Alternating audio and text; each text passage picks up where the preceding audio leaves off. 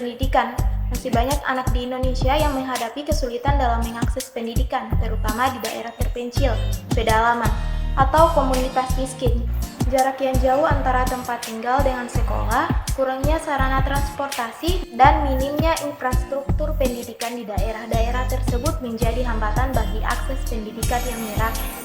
Banyak sekolah di Indonesia masih menghadapi masalah terkait fasilitas dan infrastruktur yang tidak memadai. Hal ini termasuk keterbatasan ruang kelas, laboratorium, perpustakaan, akses internet yang terbatas, dan sanitasi yang buruk.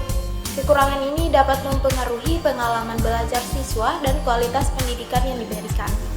Selain itu, masih banyak sekolah yang kekurangan ruang kelas, dikarenakan jumlah murid yang melampaui kapasitas kelas yang berakibat pada dibuatnya sistem pergantian kelas.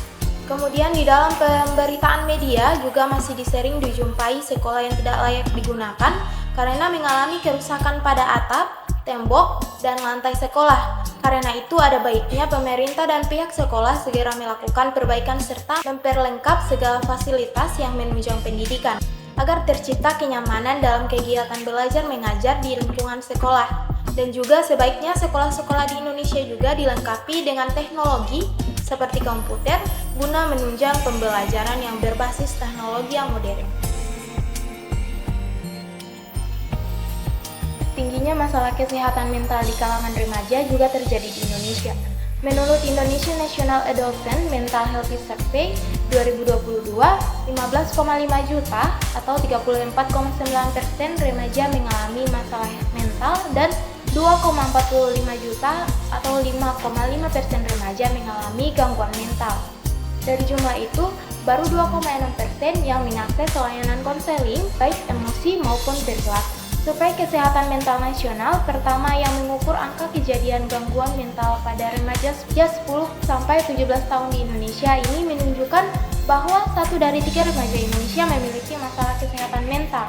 Selain itu, untuk dari 20 remaja Indonesia juga memiliki gangguan mental dalam 12 bulan terakhir.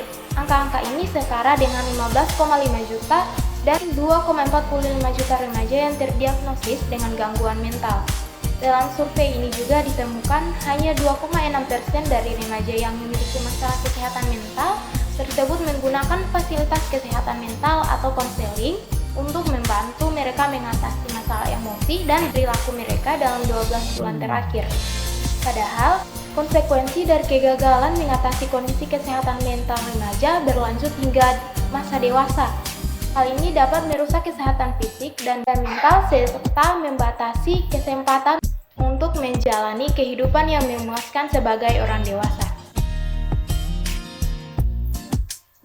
Salah satu keterangan dalam jumpa pers beberapa waktu lalu, Menteri Keuangan Republik Indonesia Sri Mulyani mengatakan bahwa pada tahun 2023, Indonesia harus bersiap menghadapi gelombang resesi ekonomi.